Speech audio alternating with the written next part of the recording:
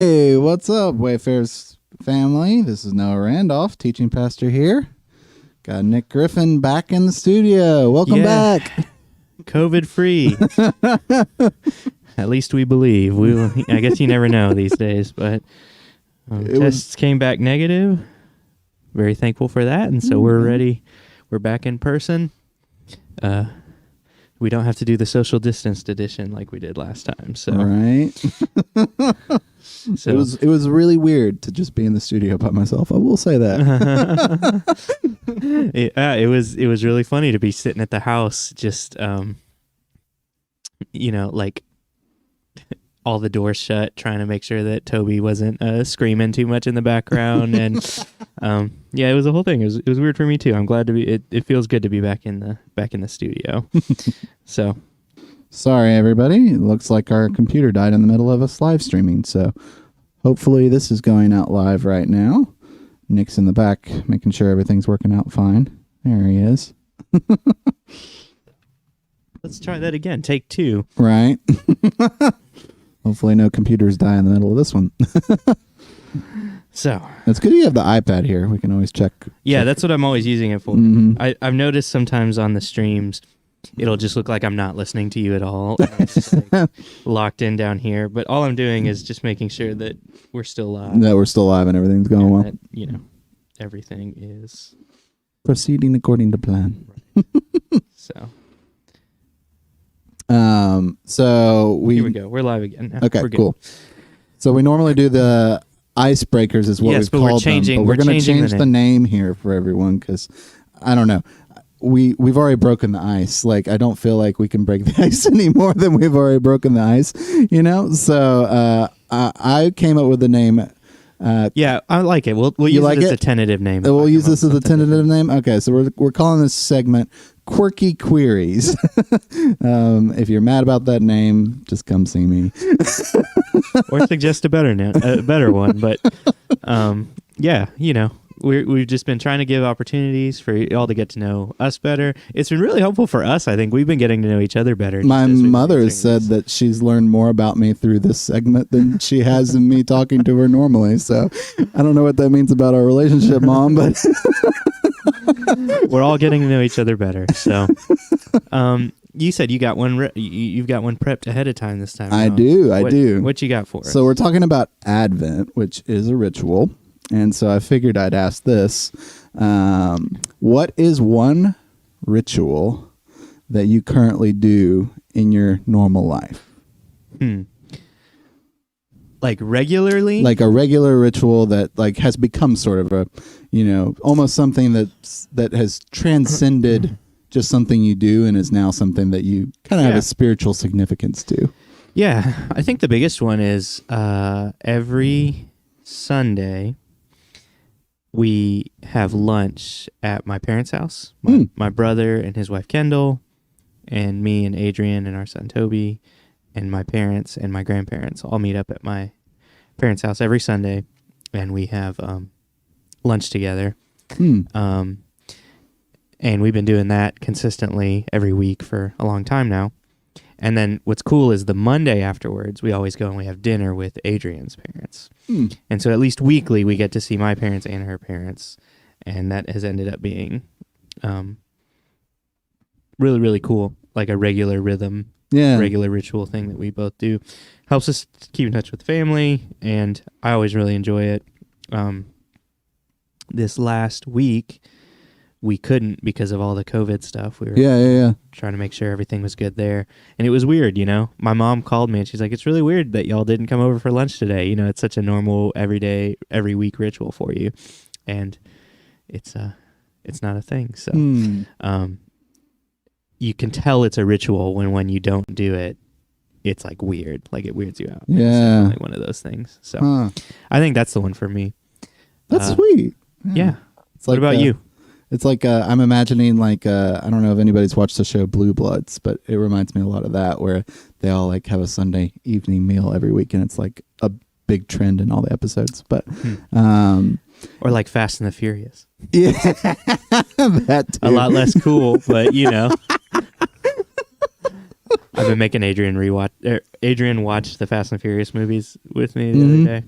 It was really funny because they're such guy movies. They but really she was are. just- She's into it okay. So, what about you, Noah? What's a ritual for you? I would say right now, one of the main ones I've done is actually with a friend of mine, two friends of mine, that we both every week we'll go over to Zach Jennings' actually house, and we'll go and we'll cook a meal together, and we always do something different. So it's like, we'll cook. That's generally where all my Instagram photos for cooking come from. Is that every once a week we'll go over and cook something at his place, and it's always a 4-hour, 5-hour long endeavor because we're always doing like crazy stuff with it. But yeah, no, that's probably the main ritual that I've been doing lately that's become really meaningful to me, has just been able to like, take a bunch of ingredients and go over to someone else's house and be like, all right, for 4 hours, we're just going to, enjoy smelling good food and cutting up things and, just really, enjoying fellowship with one another. So That's cool. I love that both of our rituals involve food. Yeah. That's a really funny one. Most rituals do, though. It really does. The Bible and in other religions and or denominations. Food is a pretty central part of a lot of rituals for a lot of people. So, yeah. It's very advantageous. You see what I did there? That's a great transition, though. One of these days, we're going to have to start making the transitions without pointing them out every time that we do them. But yeah, today we're going to be talking about Advent. I introduced it briefly, very briefly. It was kind of tangentially related to what I was talking about Sunday. My sermon on Sunday was basically all about how I've always been hesitant. As I've gotten older, I've gotten more excited about the new heavens and the new earth, the afterlife, I've been more excited about that as a Christian.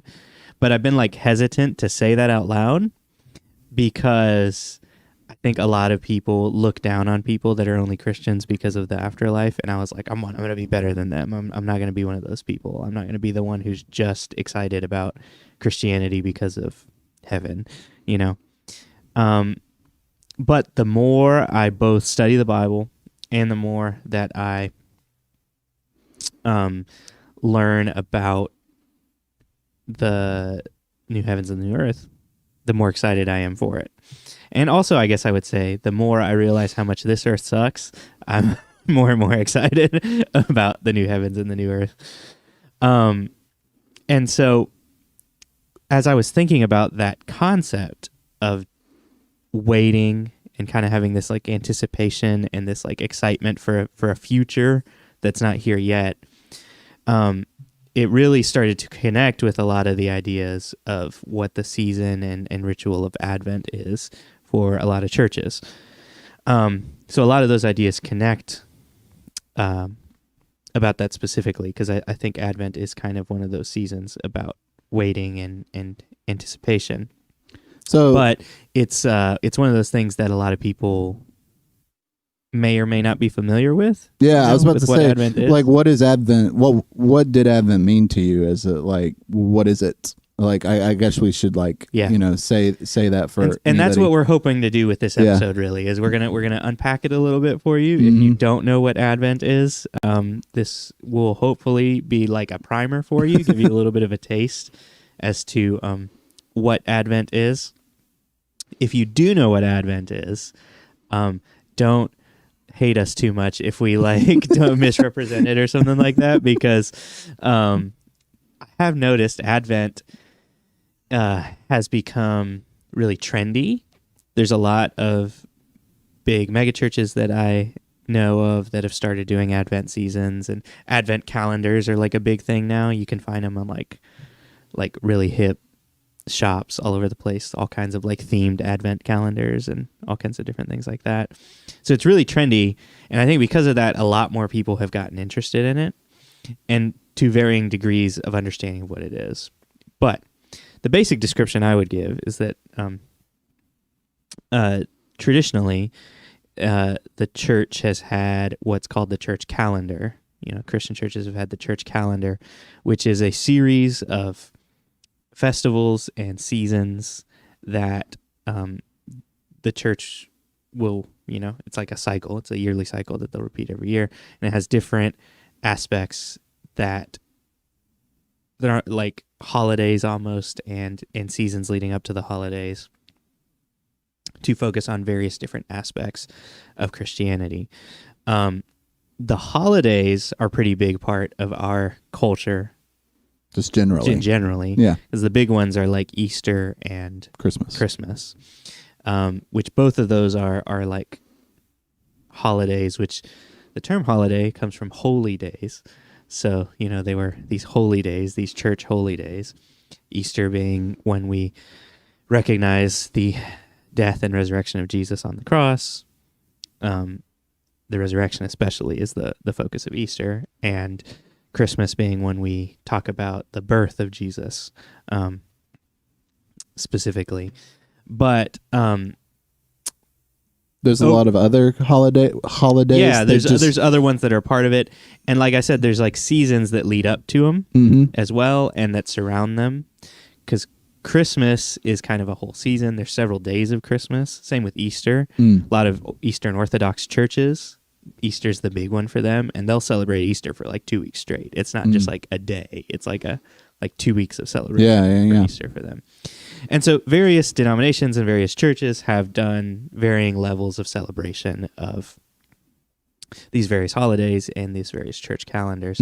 Traditionally, what most people will associate with these holidays and with the church calendar are churches that they call liturgical churches or high churches. Catholic churches, Anglican churches, Episcopalian churches, some Presbyterian churches. And these are churches that, Methodist even a few. And so a lot of these churches are the ones that you'll see with the people will wear robes, and there'll be candles and incense and big cathedrals and ritual, a lot of ritual to the various different things they do.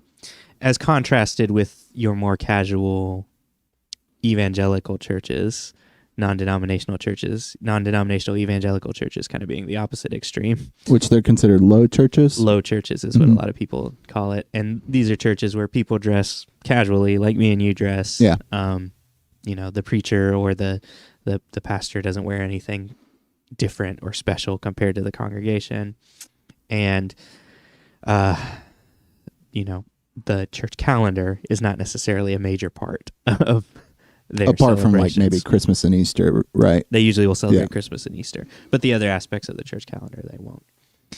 But the thing is that Christmas is the culmination of a whole other season that is attached to it in the traditional church calendar, which these high churches will celebrate, and that season being Advent.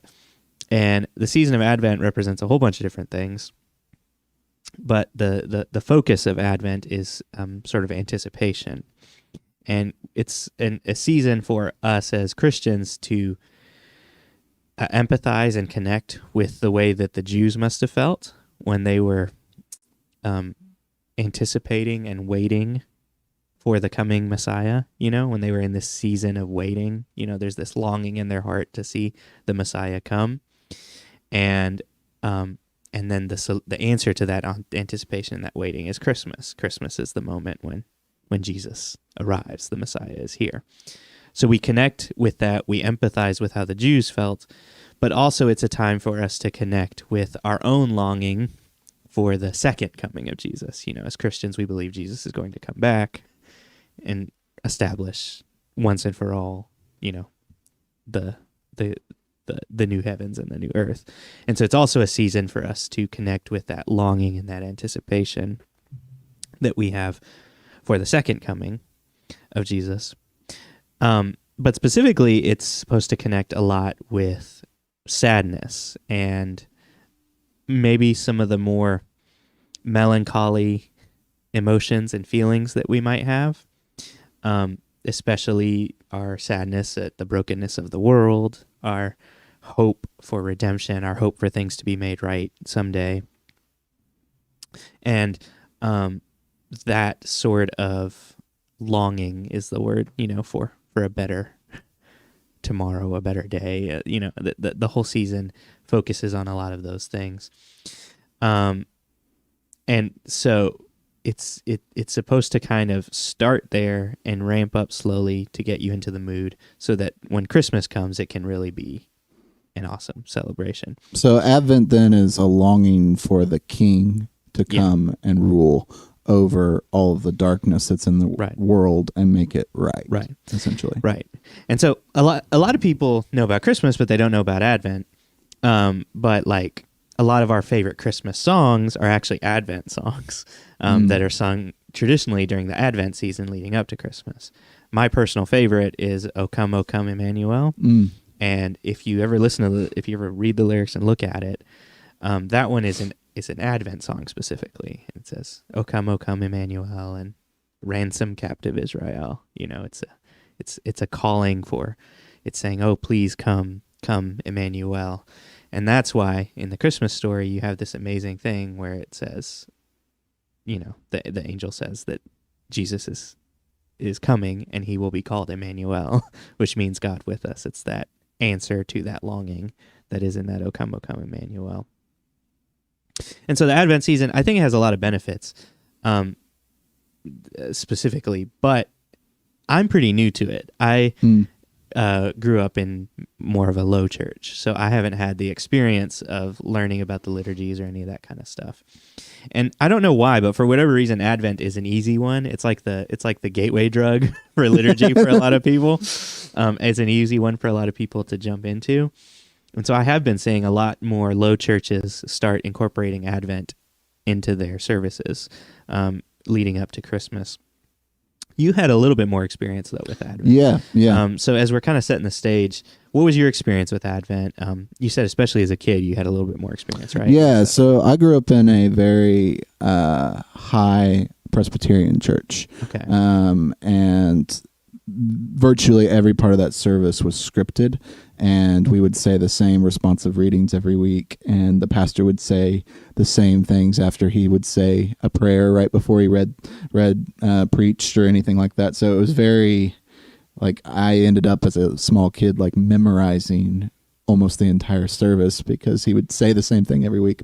And we'd always say the Apostles' Creed every week. And when we got to Christmas, we would go through their version of Advent. And I was reading up on different ways that churches celebrate Advent and different like denominations methods and different, and everybody does it different, I'm realizing. But we really focused on 4 individual candles that represented the individual Sundays, and we would do it 4 Sundays before Christmas Eve. And on Christmas Eve we'd actually have a candlelight service, and we'd light a 5th candle on the candlelight service, and then Christmas Day we'd celebrate, in our homes essentially.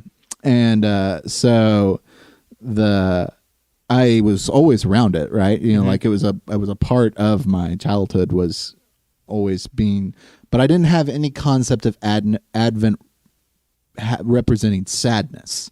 To me, it was always a ramp on to Christmas. You know, like it was a really like it's like slowly getting into Christmas, and you're just like, for me as a kid, it was like, oh, we're counting down the candles towards the presents under the tree. Sure. And so I had no concept of Advent being a sad time, and the church didn't ever really teach that. And so it wasn't until around 18, 19, I picked up a book by Fleming Rutledge, actually. It's called The Once and Future King. And not The Once and Future King. What am I saying? King Arthur, isn't it? It is Once and... It's basically a book on Advent. I can't remember the title. Okay. But by Fleming Rutledge? Yeah, by Fleming Rutledge. And it's basically a collection of sermons that she preached in an Episcopalian church where they were also a high church. And the once and future coming of Jesus Christ. That's what it is. That's it. Yep. And she does a beautiful job in her sermons, all based off of Advent, explaining what Advent actually means. And that was the first time I really was clued into the idea of Advent being this time in which you're longing for Christ to return in a period in which he's not in your life right now.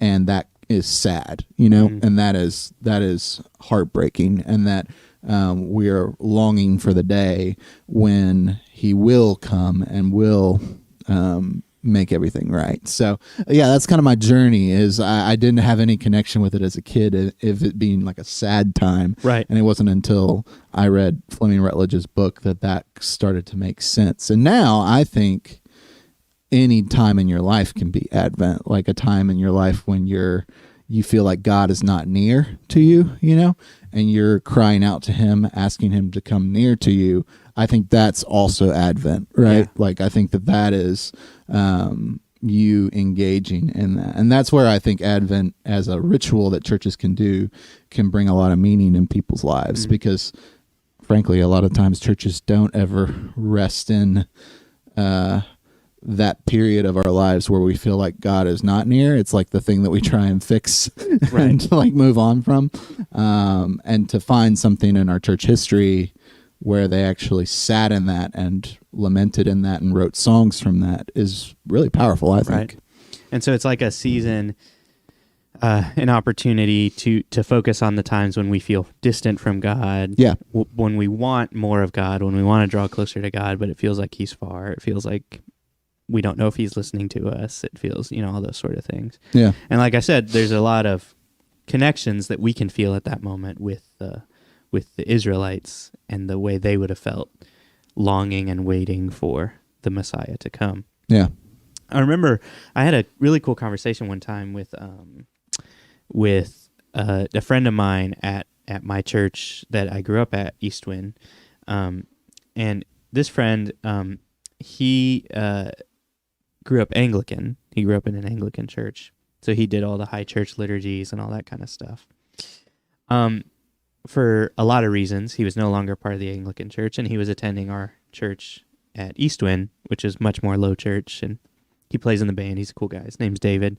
Shout out David. I don't know if you're watching, but he's a cool guy. I had a really awesome conversation with David where he was telling me he misses some of the liturgies, from his Anglican upbringing. And he talked about several of the ones he misses, and he misses some of the classic traditional church music that he grew up with. He's a great organ player, and he missed some of those awesome organ songs. But he told me the thing he hates the most about the church now that we were in at Eastwind, and the thing he misses the most, was Advent. And what he was upset with was that usually starting around after Thanksgiving, my church would start playing Christmas songs. And so they would immediately, first Sunday after Thanksgiving, they would start playing songs, Joy to the World would be a big one, Joy to the World. And David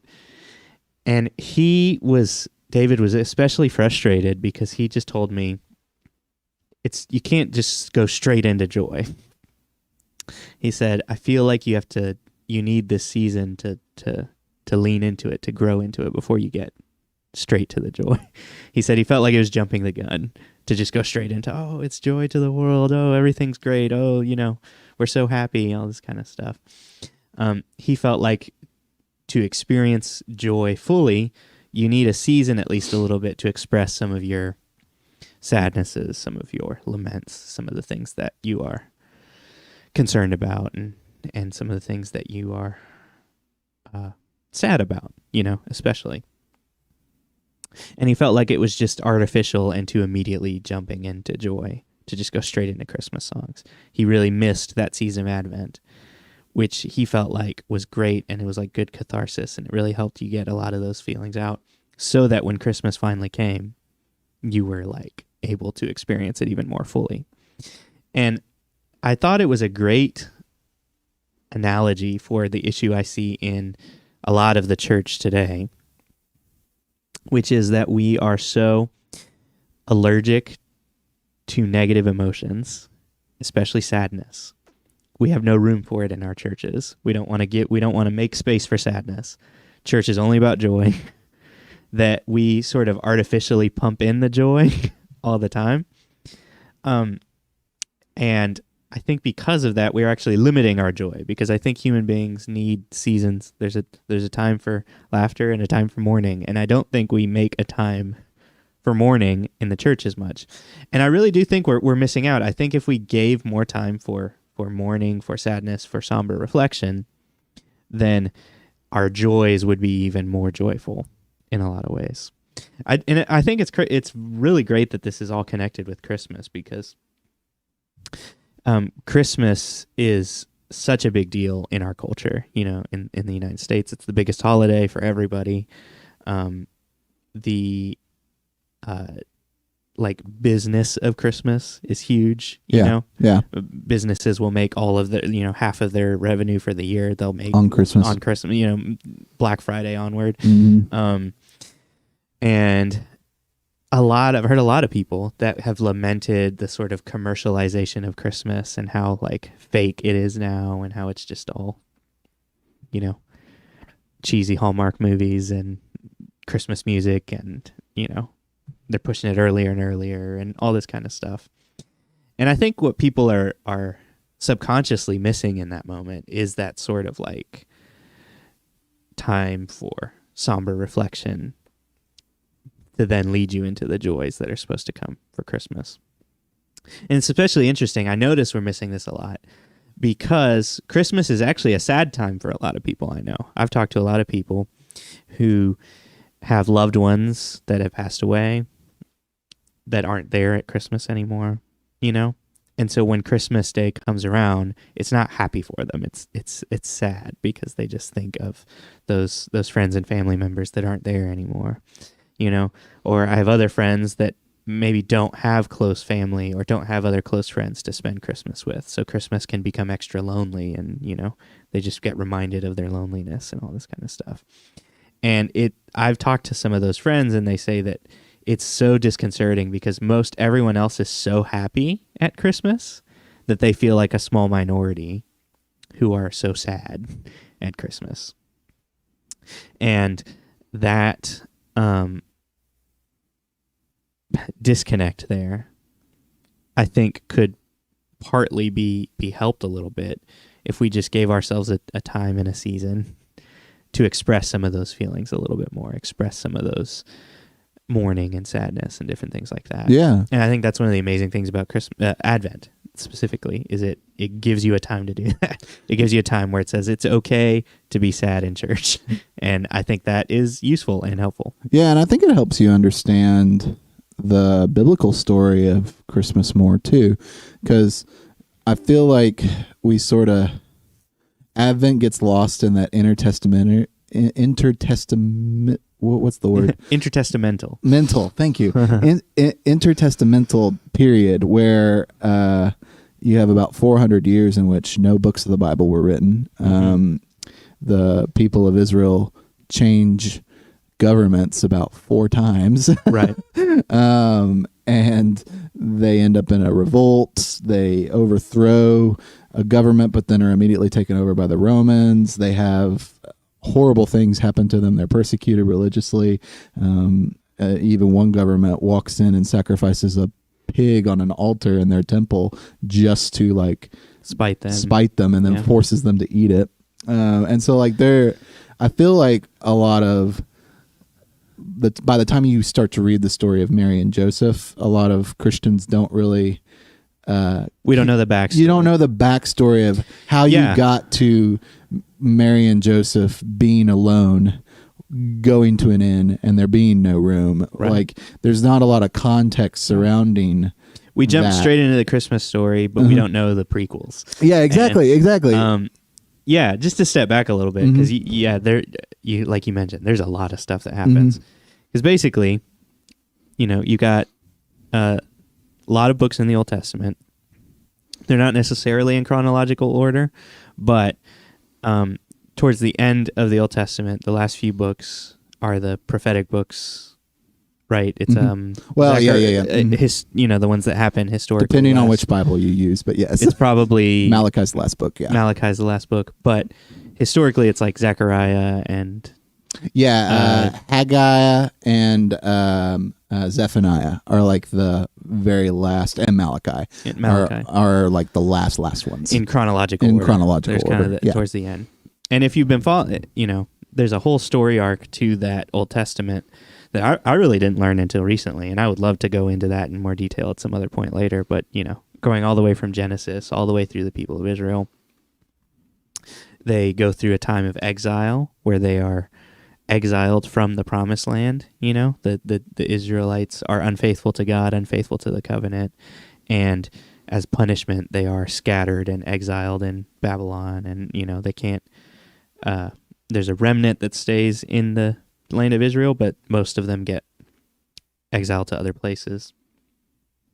And then slowly you have different stories in different parts of the prophetic books and the historical books, but they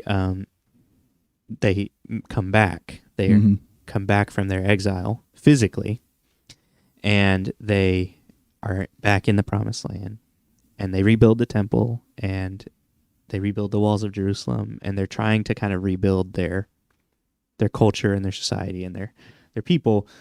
But there's this missing presence of God that they notice is not fully there yet. In the temple, in they feel like they have served their sentence. They've done their exile. They're back. They're trying to be faithful. Yeah, specifically in Ezra, they build the temple and they're waiting for God's glory to fall on it, like it did when Solomon built the temple, and God's glory doesn't fall on the temple, and then they all just weep over the fact that God's not with them. Right. Right. And so then it's kind of crazy because that's how the Old Testament ends. Yeah, it ends literally God them not there. It ends at this moment of like, well, God's not here.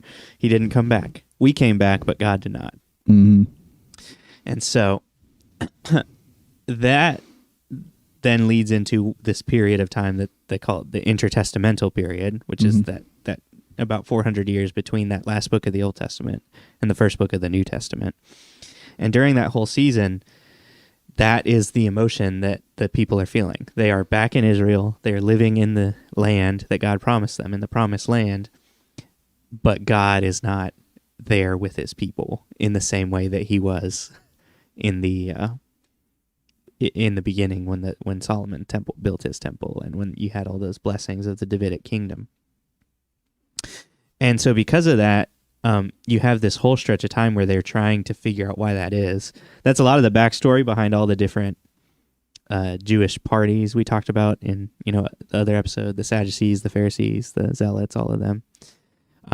I like to point out especially the Pharisees because they get a really bad rap by a lot of people in the New Testament, and rightly so. But one of their big things, the reason they were so obsessed with fulfilling the law and being real faithful to the Torah, was that they were hoping that God was just waiting for them to be extra faithful, and then he was going to come back. And so they were like pushing really hard to make every Jew perfect, because they're like, look, if we can perfectly follow the law, then God's going to come back. And so I can relate to them. I can relate to why they were wanting to do that, why that was their hope. So that's why they're pushing so hard for everybody to be like extra faithful and observant to the law. And all of that comes in that intertestamental period. There's a really cool thing, interestingly as well, because I think a lot of people don't understand what Hanukkah is about. Yeah. We all think Hanukkah is like a Jewish Christmas for whatever reason, just because they happen in similar times of the year. Yeah. But Hanukkah happens. The events that eventually lead to the festival of Hanukkah happen in that intertestamental period, and it's related to that incident you mentioned of there's a foreign king that comes in and he defiles the temple by sacrificing a pig, which is unclean in Jewish law, and the Jews don't eat pork, and he's defiling the temple because he goes into the Jewish temple and he sacrifices a pig on the altar. That's kind of this ultimate offense to God and to the Jewish people.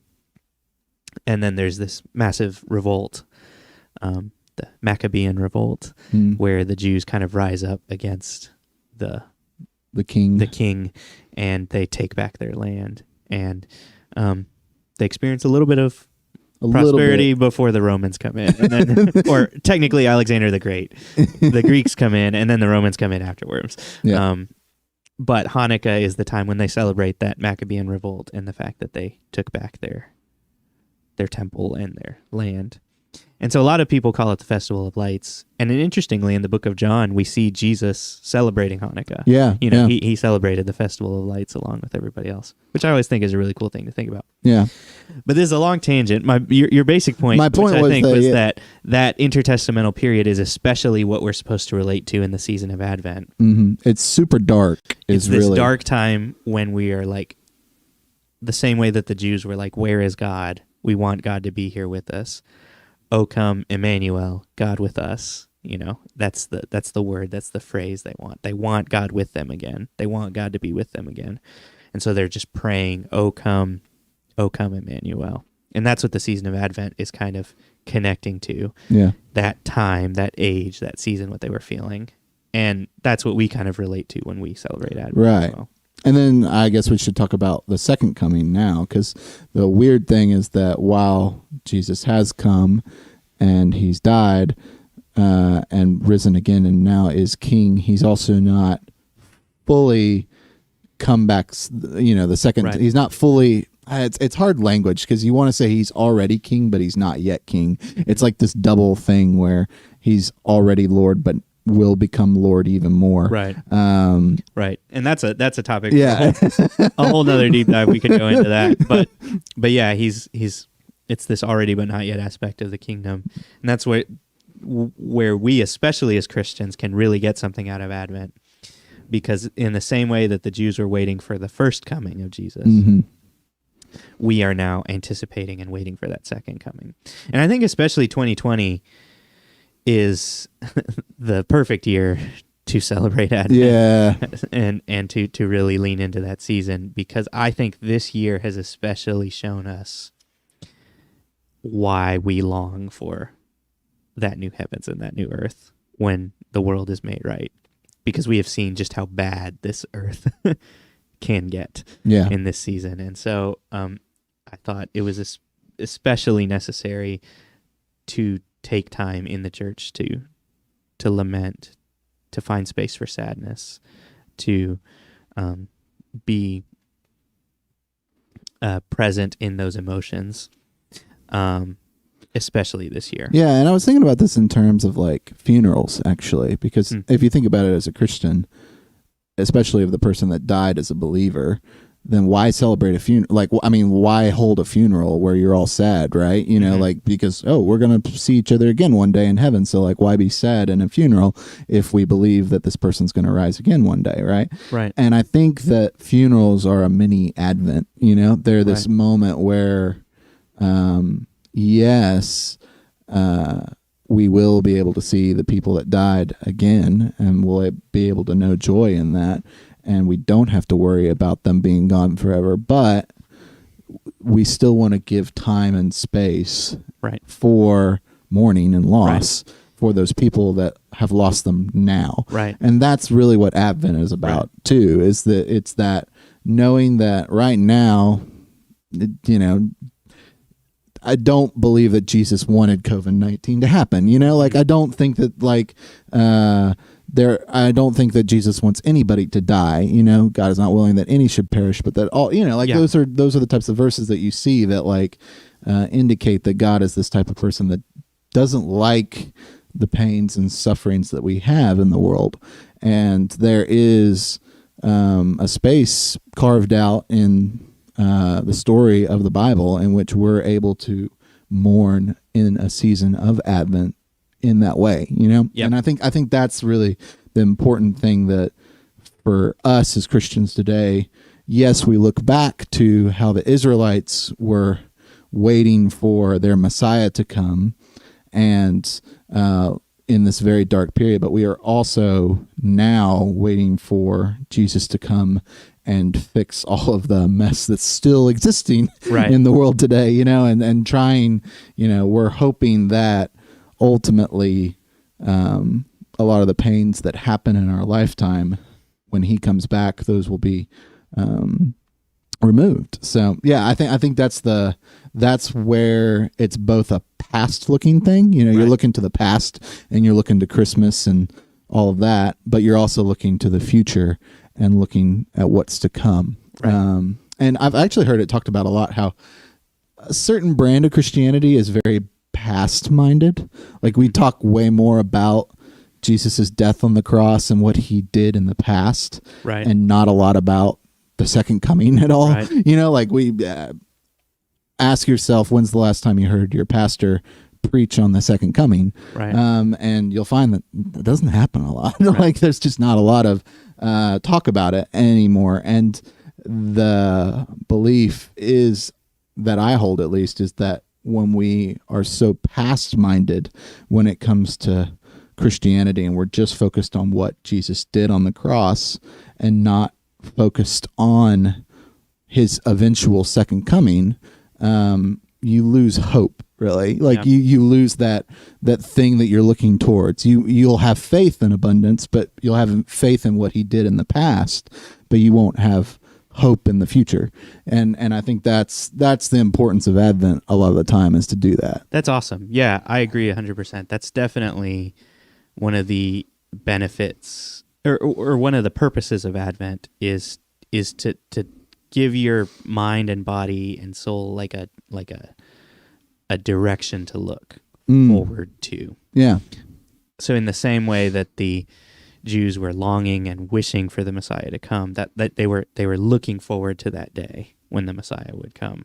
And we can do the same thing, looking forward to the day when the Lord will come again and set everything right. Right. And that is hopeful. And I agree with you that is what we can lose a little bit. I think in some ways that was what I was hoping to do with my sermon on Sunday, was just give us a little bit of hope in the middle of such a dark season. Yeah. Because there is a good promise of everything being set right. And my purpose on the sermon on Sunday was to say, and the awesome part about it is that the one who has promised this future to us, you know, the God who promised us that this new heavens and the new earth will come, is ultra faithful to his promises. He always keeps his promises, and Jesus is an amazing proof of that fact, that he always keeps his promises. But I'm not going to repeat the whole sermon thing. If you want to hear that whole thing, go check out the sermon from last Sunday. It's still the stream is still up. You get to see Toby too. Yeah. Toby makes a cameo in it, so give as many reasons for y'all to check that out as possible. But yeah, that hope and that future orientation of Advent, I do think is a useful part of it. So, just as we finish up here a little bit today, what does Advent look like usually for churches? Like, just what do people do? You mentioned the candles a little bit. Yeah. You've learned a little bit more about what those candles mean, right? Mm-hmm. And, Yeah. and what each represents. How does that work? So usually in churches, that's kind of a big aspect of Advent. They have like a set of 5 candles. It depends on each church. Okay. Some do 4, some do 5. And so there's like 4 Sundays leading up to Christmas. Mm-hmm. And so you'll light one candle every Sunday. And some churches who do the 5th one, that's for Christmas Eve. Christmas basically. Eve. They light one more candle Christmas Yeah. Eve. And so what do each of those candles represent? So basically, the first one is the prophet candle. And that's to remind all of us of the promises of the Messiah coming and are waiting and longing for these prophecies to be fulfilled. So it's generally the first Sunday you light that candle, and you generally lead you lead your congregation in several of the prophecies. Generally Micah 5:2 is mentioned, which is that's the second one too, but several prophecies are mentioned that correlate with the coming of the King and the coming of all things being made right. So that's candle 1. Second Sunday, you light what's called the Bethlehem candle. And the Bethlehem candle is meant to symbolize the coming of Jesus in the town of Bethlehem as a child. And Bethlehem is a town that's very humble. In the Hebrew, it literally just translates as house of bread. Yeah. And so bread was like the cheapest food that you could find, really. And so from everything that we can tell, it was a very humble town. And so generally it symbolizes the hope that you have, but also the humility of Jesus coming in to such a small town as Bethlehem, essentially, and it being heralded now as the place where the king will be born. Yeah. Right. And so you kind of focus on that aspect. And I'm picking one tradition, by the way. There's Right. so many different traditions. Right. So if you happen to be of a church that doesn't do it this way, that's okay. I'm not saying that this is the right way. There's just there's just Right. a lot of different ways to do it. Yeah. This is one that has resonated with you. This is the one we did when I was a kid. Yeah. And then the third week, they light what's called the shepherd candle. And the shepherd candle is essentially looking towards the shepherds tending the flocks by night when the angels visit them. And reminding us that, one, Jesus is our shepherd and will lead us out of the darkness and into the light. But also to also emphasizing the humbleness of who the angels end up visiting are these smelly sheep herding people that are... They don't go to the kings and the aristocrats and the powerful. They go to a group of shepherds in a field. Exactly. And then the last candle, usually called the peace candle, is Jesus is born as a child in a manger, and we celebrate Jesus being born on that last fourth candle. And generally there's this is usually the candle that you'll sing like Silent Night, Holy Night too, and all is calm, all is quiet, and there's this like reverence and peace, and they focus on the angels after they tell the shepherds the good news. The angels all like, there's a multitude in the sky, and they say, peace on earth. What's the line? Man. Goodwill to men. Thank you.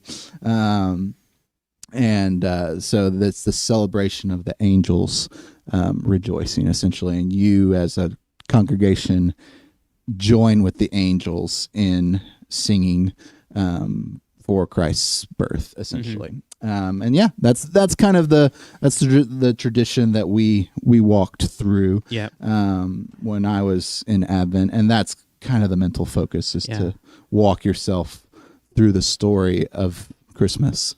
Did you all ever do one of those Advent calendars? Have you familiar with those? I never did it at the Presbyterian Church. I do know, I think the Methodist church that I was a part of for a year and a half did, but I don't remember, for some reason, Advent in that season, I don't remember taking part in. I don't know why, but I just don't remember, so no. Yeah, that's been another one of those things that I've noticed has become really trendy with a lot of people. Yeah. Even like different really hip shops that I know of that aren't Christian at all. They're just like cool spots to get candles and decor for your house or whatever. Will sell Advent calendars now, and there's all kinds of like themed Advent calendars. Like I saw like a Marvel themed Advent calendar and a Harry Potter themed Advent calendar and different things like that. And so, that's another part of the tradition for certain people. I think especially like British and other European cultures make an Advent calendar like an at-home way that the family can also participate in the season of Advent, up away from the Sunday services and all that kind of stuff. And the Advent calendar is like a daily thing where there's like usually like a piece of candy or something in a little spot for each day of the Advent season, leading up to the Advent season. And there's a different thing that the parents can kind of focus on for each day leading up to through the season of Advent, leading up to Christmas. And there's like a little candy you take that day and you give to the kid, and help them understand a particular idea.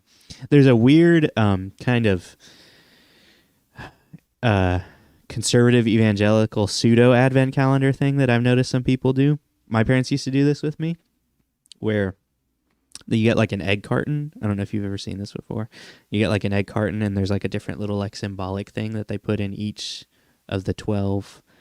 Yeah, egg carton we did thing. this at Easter though, not at Advent. At Christmas. No, we did this at Easter. Is what? Yeah, that's what I'm saying. Yeah, Yeah, that's what I'm saying. This is like a pseudo Advent calendar type thing. Oh, that they did at that Easter. Evangelical churches will Okay, do gotcha. sometimes at Easter, because we also did it at Easter. Okay. And it like leads you up to Easter, you Yeah, know, mhm. and each one. There's like a crown of thorns in thorn, one. Yeah, Mhm. absolutely. The last one's empty because it's the Because empty the tomb. grave is empty. Yep. Yeah, Mhm. absolutely. That's fun. Yeah, you did that too. Yep. Oh yeah. For sure. But I'm just using that as an example of saying that's a similar thing that that to what the Advent calendar is supposed to serve. You know, each day has a different area of focus, a different thing that it focuses Yeah. on, and all Yeah. that Yeah. kind of stuff. Mhm. And it's especially useful for teaching children. You know, Mhm. Yeah. some of the aspects of it. So, we are going to participate in Advent this year as Wayfarers, as a church. We're going to do our own spin on it, as we always do. But we think it, especially this year, like I was saying, in the 2020, it's going to be useful and helpful to have a season and a time to express lament and sorrow and longing for the future, the second coming of Christ. So I wanted to make sure to give any of members of our church the opportunity to do that. And we're going to try to focus on a different one of these concepts as we go through that season. And I'm especially hopeful that it will culminate in a Christmas that is especially joyful for us, because maybe by giving ourselves some space to express some of those other feelings, then it can kind of culminate in an extra happy and joyful season of Christmas in a year that has been so dark. Yeah. Then hopefully it can at least end on a really bright note. And I think part of helping it end on a bright note is going through that time first of Advent. So we're going to try to do it. We'll go into it a little bit more detail next week on Advent specifically. Just kind of help what that'll look like, and then we will kind of take it from there. Do you have anything else you wanted to say? Yeah, I was going to ask you because we have about 10 more minutes. Five more, I think. 5 more. Okay, cool. Your clock's Quick wrong. question. Yeah, all my clocks in this office are wrong, so you were saying that you want this to be a time where like Christmas leads into like a really joyful period or whatever. Do you feel like the season of Advent leading up to Christmas is different than the season of Easter and the excitement that you have at Easter? Because I feel like Christmas is a different kind of joy and excitement than like maybe Easter is. You know? No, that is one we could talk about for a whole Yeah, long time yeah, too. yeah.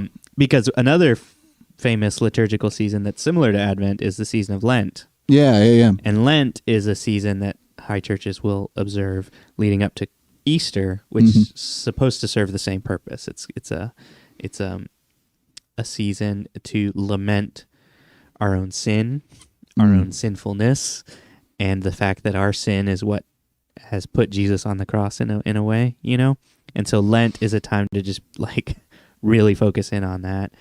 And focus in on our own weakness, and people will give up something for Lent. Usually they'll fast from something specifically during Lent, and the purpose of that is also supposed to help it so that Easter is extra joyful. And Eastern Orthodox churches are actually like huge on Easter. Like Christmas is just kind of a simple thing for them. Easter is the big one, and in a lot of Eastern Orthodox countries, Easter is when they do the big party, and they have like 2 weeks of festivals, and families get together to eat, and gifts are given, and all this kind of stuff. They do it at Easter. But they also do the same thing. The season of Lent helps to just contrast and make even better the season of Easter. And so I do think there's some similarities there where there's some wisdom to it, Yeah. I'm currently myself, I'm not of the opinion that like every church needs to observe these church holidays and this church calendar. Yeah. I know some people that are. Some people think, we need to be doing this. But I do think that there's some wisdom to it. I think for thousands of years, Christians have been trying to think through how to orient their lives in such a way so as to connect better with God and with the story of redemption found in the Bible. And I think this church calendar is at least one way that wise Christians that have come before us have been like, this is a good way to orient our feelings and our emotions and focus us in on God. And I think especially in modern churches where we don't learn from the history of the church a little bit more, we miss out on the wisdom of that sometimes. The generations of Christians that have come before us, they were thinking through stuff, and they were going through a lot of tough times too. They had their own pandemics and their own difficult times to go through. And I think it takes a little bit of humility on our part to be like, you know what, I think they maybe had a good idea with this. I think this is a cool way for us to also engage in a season and a time and a holiday to better connect with God. And so that's what I want to do. I want to just take a time to practice something that Christians for thousands of years have been doing, and maybe hopefully we can also learn a little bit from what is the wisdom and the awesome things that they may have learned when they were going through these seasons and these church calendars. So that's awesome. So we're going to try it. We'll see how it goes. Yeah, but I'm excited. Excited to be sad. Excited to be sad. So if that doesn't hook you, I don't know what will. Tune in this Sunday, 7:00. We're just going to be live streaming, and we'll be kind of leading into this and going into this season of Advent. So I would love to see you all there. Woohoo! All righty.